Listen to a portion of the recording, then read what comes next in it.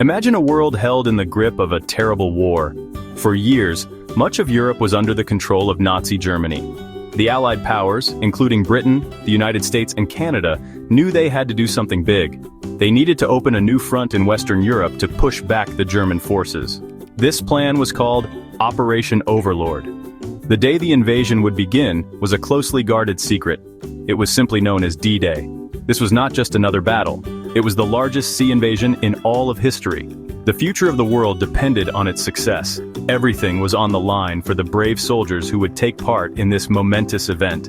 The planning for D-Day was incredibly complex and took years to complete. Military leaders had to think about everything, from the weather to the tides. They needed to build a huge invasion force, gathering soldiers, ships, and aircraft. They also had to trick the enemy. The Allies created a fake army in another part of England. They used inflatable tanks and fake radio messages to make the Germans believe the invasion would happen at Pas de Calais. This clever trick, known as Operation Fortitude, was crucial. It kept the main German forces away from their real target, giving the Allies a fighting chance on the beaches. The date chosen for the invasion was June 6, 1944. General Dwight D. Eisenhower, the supreme commander of the Allied Expeditionary Force, made the final, difficult decision. The weather was not perfect, but waiting could mean delaying the invasion for weeks. In the early hours of that fateful morning, the operation began. Thousands of paratroopers and glider troops were dropped behind enemy lines. Their job was to secure key bridges and roads. They had to disrupt German communications and prevent reinforcements from reaching the beaches. These men fought in darkness, often alone, paving the way for the main forces to come. As dawn approached, the world's largest fleet of warships ever assembled sailed across the English Channel. There were over 5,000 ships carrying more than 150,000 soldiers. The sky was filled with thousands of Allied aircraft, providing cover and bombing German positions. The sheer scale of this operation was breathtaking. It was a massive gamble, a moment when history held its breath. The soldiers on the landing craft were young, brave, and heading into the unknown.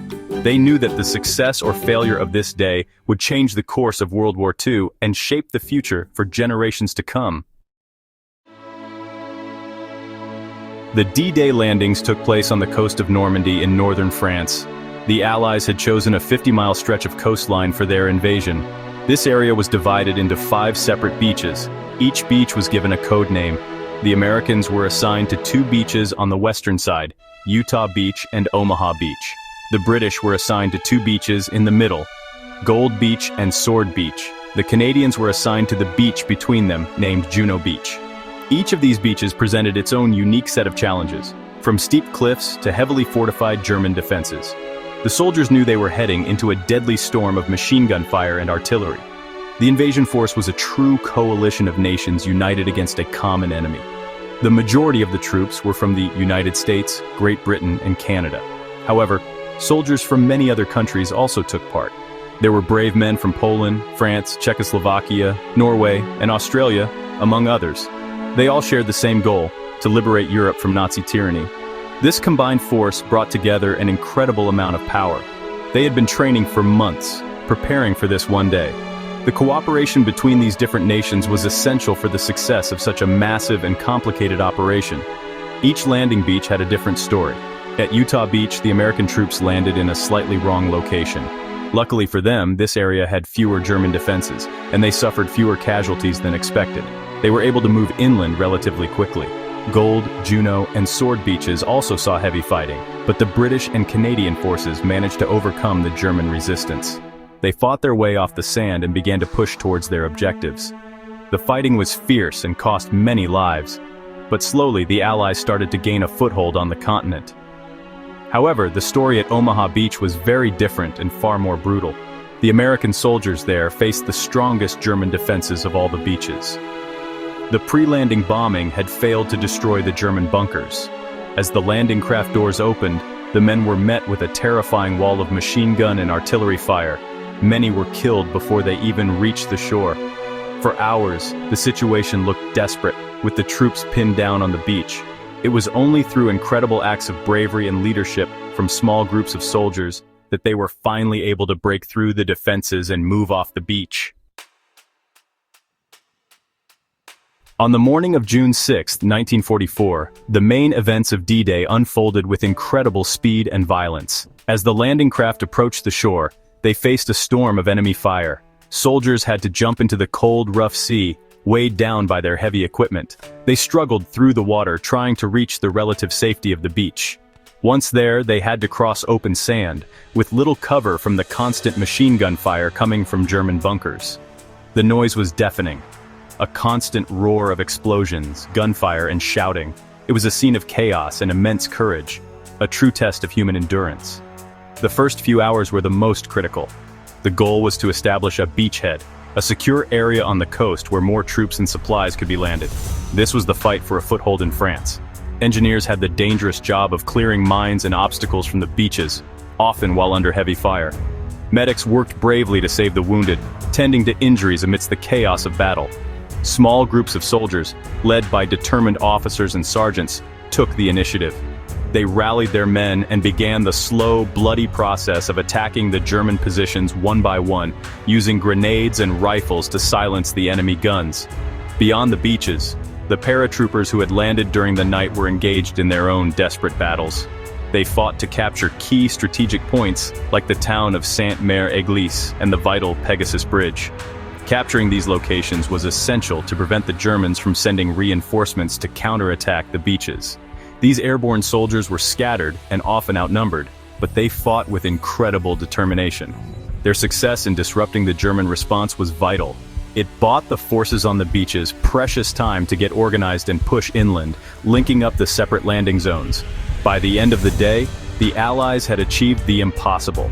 They had successfully landed over 150,000 troops in Normandy. All 5 beaches were secured, though the cost in human life was enormous, especially at Omaha. The Allies had broken through Hitler's Atlantic Wall, a line of coastal defenses that the Germans had believed was unbreakable. The fight was far from over. The Battle of Normandy would rage for many more weeks. But the first, most difficult step had been taken. The Allies had their foothold in France, and the liberation of Europe had truly begun. The importance of D-Day cannot be overstated. It was the decisive turning point of World War II in Europe. Before the landings, the war was mainly being fought on the Eastern Front, where the Soviet Union was locked in a brutal struggle with Germany. D-Day opened up a second major front in the West. This forced Hitler to divide his armies and resources. He now had to fight a massive war on 2 fronts, a situation Germany could not sustain. This relieved some of the immense pressure on the Soviet Union and dramatically increased the strain on the German war machine. The success of the invasion provided the Allies with a gateway into Europe. With the beaches secured, a steady stream of soldiers, tanks, vehicles, and supplies could be poured into France. This allowed the Allies to build up their strength for a major offensive. From the beachhead in Normandy, they could begin the long, hard fight to push the German army back. Within a few months, Paris was liberated, and the Allied armies were advancing towards Germany itself. D-Day was the beginning of the end for the Nazi regime. It set the stage for the final victory in Europe less than a year later. The impact of D-Day went beyond the military strategy. It was a huge psychological blow to Germany, and a massive boost to the morale of the Allies and the people living in occupied Europe. For years, they had been waiting for this moment of liberation. The news of the successful landings brought hope that the end of the war was in sight. It showed that the combined power of the Allied nations was unstoppable. The courage and sacrifice of the soldiers on D-Day inspired millions and demonstrated a powerful commitment to freedom and democracy that resonated across the world. In conclusion, D-Day was more than just a single battle. It was a monumental event that changed the world. The bravery of the young men who stormed the beaches of Normandy on June 6, 1944, will never be forgotten. Their sacrifice helped to end the most destructive war in human history and restore freedom to millions of people. It weakened the German military beyond repair and started a chain of events that led directly to Allied victory.